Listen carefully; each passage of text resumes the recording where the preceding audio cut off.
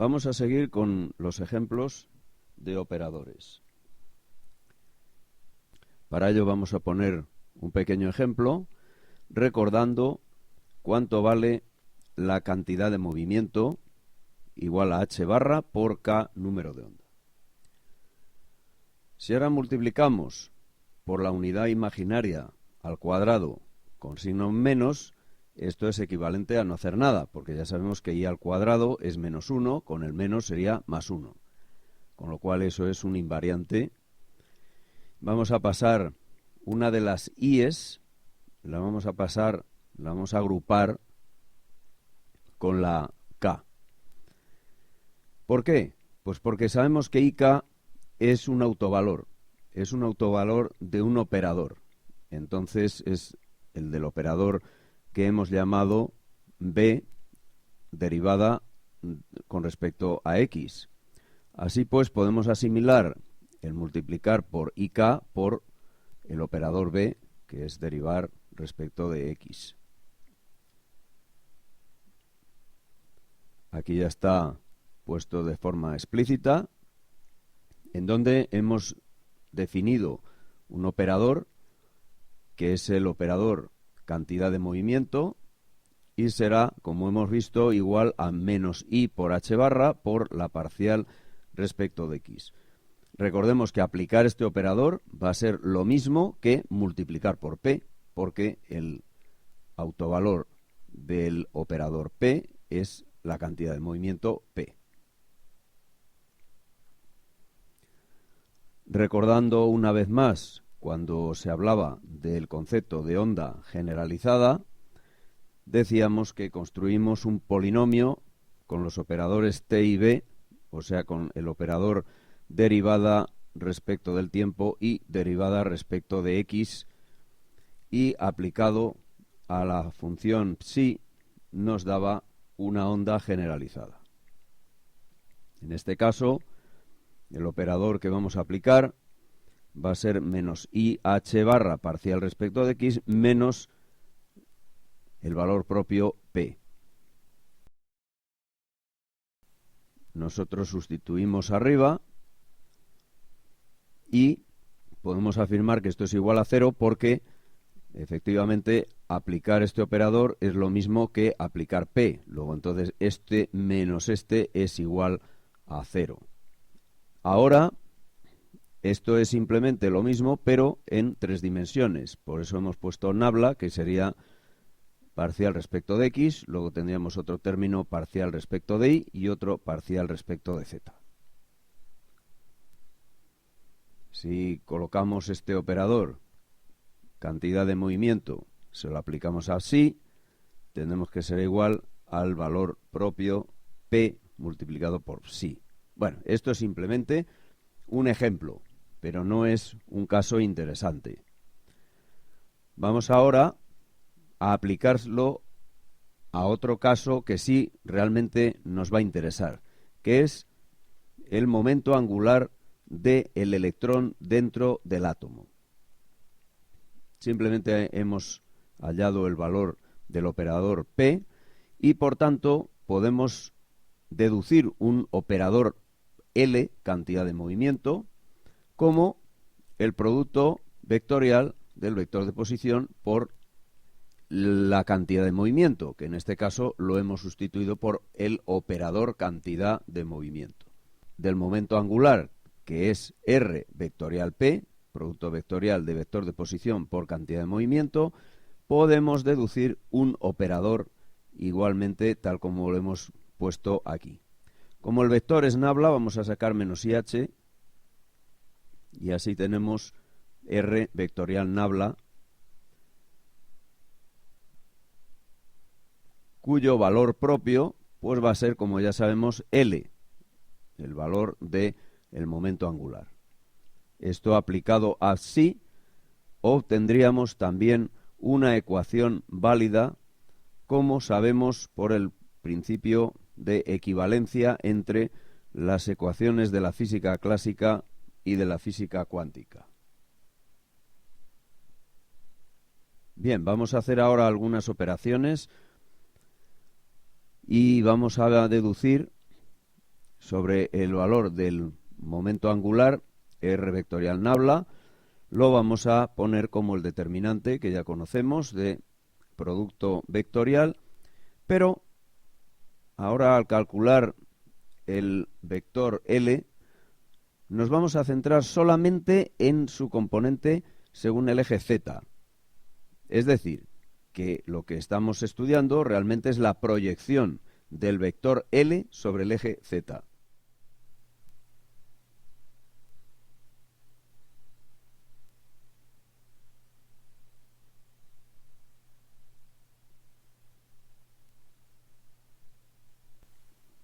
Así que vamos a escribir menos IH barra, y ahora la componente pues la sacamos de aquí, de este menor dentro del determinante, que lo vamos a desarrollar.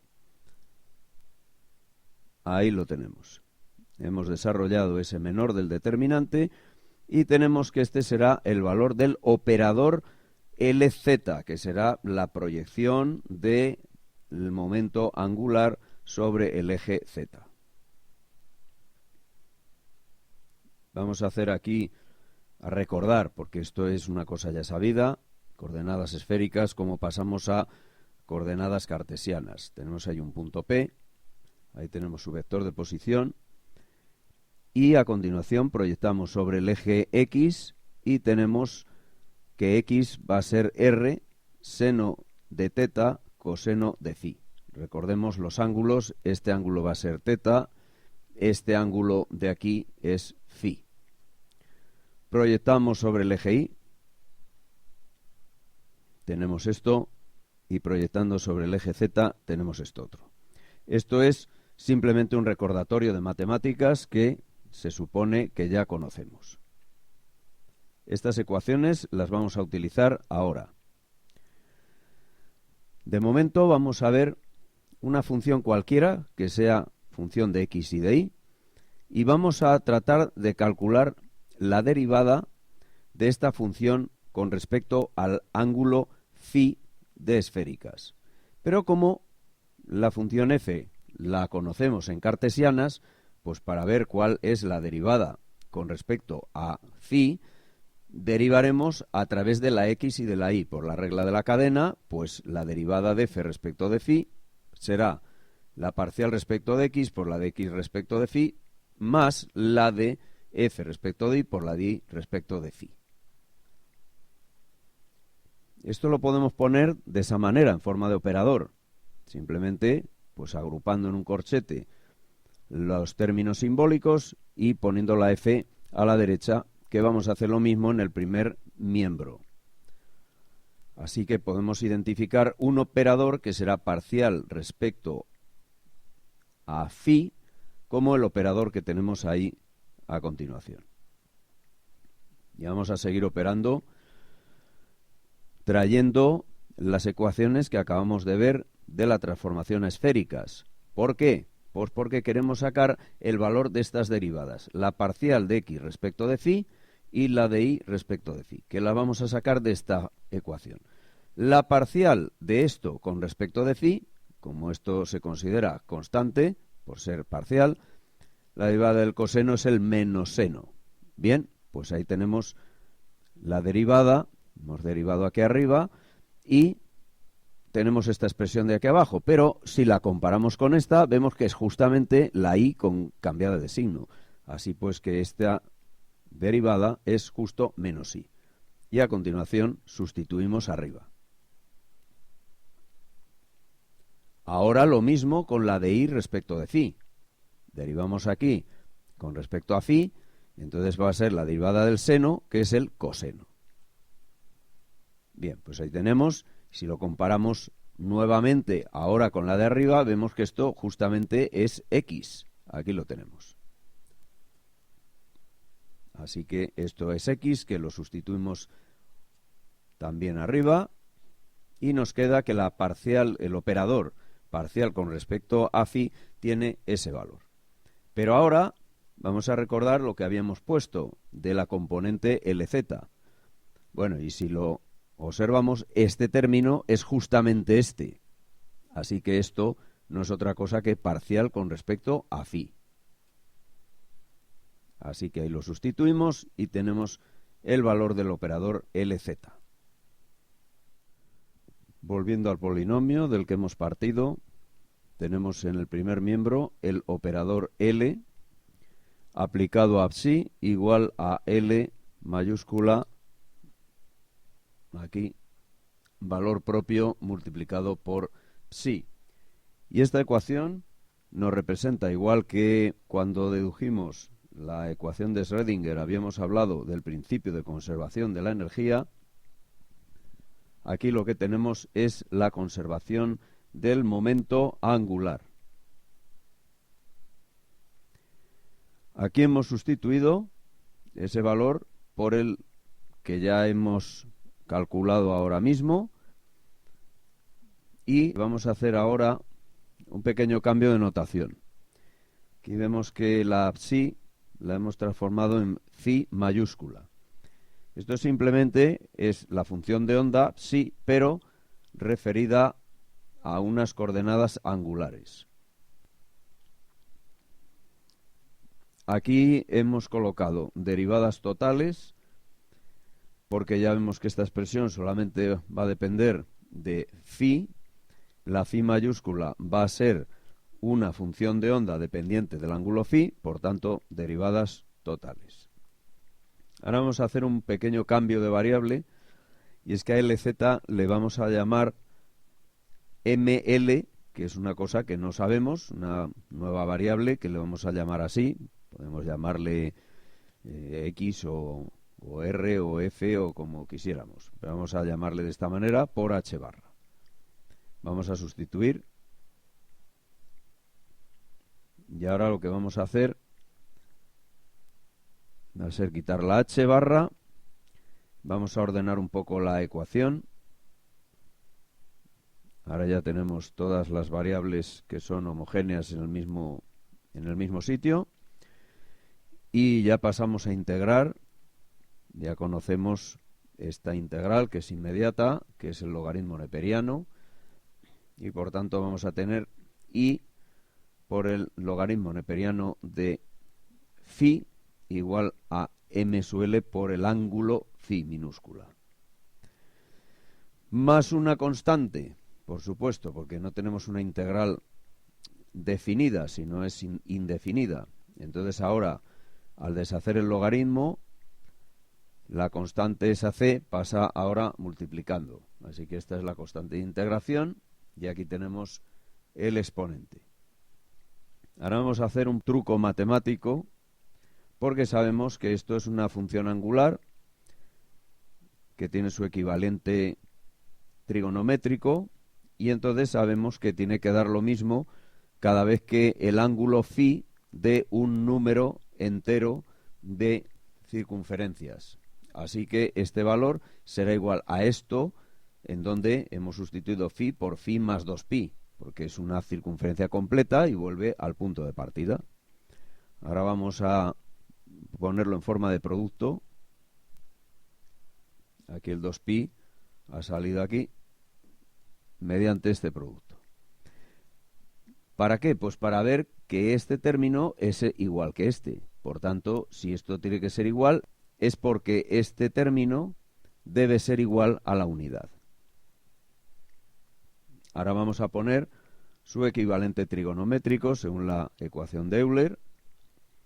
Y para que esto sea igual a 1, quiere decir que, primero, el término imaginario tiene que ser nulo y este tiene que ser igual a 1. Tenemos coseno igual a 1 y el seno igual a 0. Y esto es compatible, es coherente, porque efectivamente cada vez que tengamos un ángulo que sea múltiplo de un número entero de circunferencias, vamos a tener que el coseno va a ser igual a 1 y el seno va a ser igual a 0. Concluyendo que m sub L va a ser un número entero, para que sea un número entero de circunferencias, que bien pueden ser sumadas o restadas, puede ir en un sentido o en otro, con lo cual el m sub L va a ser, por supuesto, 0, después una circunferencia completa sumada, pero también le podemos quitar una circunferencia, así que tenemos aquí un valor de más menos 1, más menos 2, más menos 3, etcétera, etcétera. Aquí acabamos de dar con un nuevo número cuántico que se llama el m sub l y vuelve a decirnos que está cuantizado ¿el qué? Pues lo que estamos viendo aquí. Recordemos que habíamos llamado a LZ pues m sub l por h barra. Si esto está cuantizado, esto también va a estar cuantizado. Y esto de aquí no es otra cosa más que la proyección de el momento angular sobre el eje Z. La proyección no puede ser la que nosotros queramos. También está cuantizada y va a ir a saltos.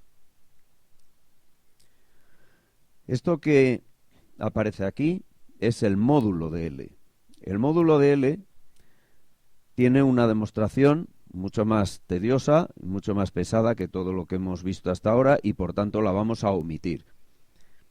Análogamente a lo que hemos descubierto para la componente Z, se puede deducir para el módulo de L, que es este.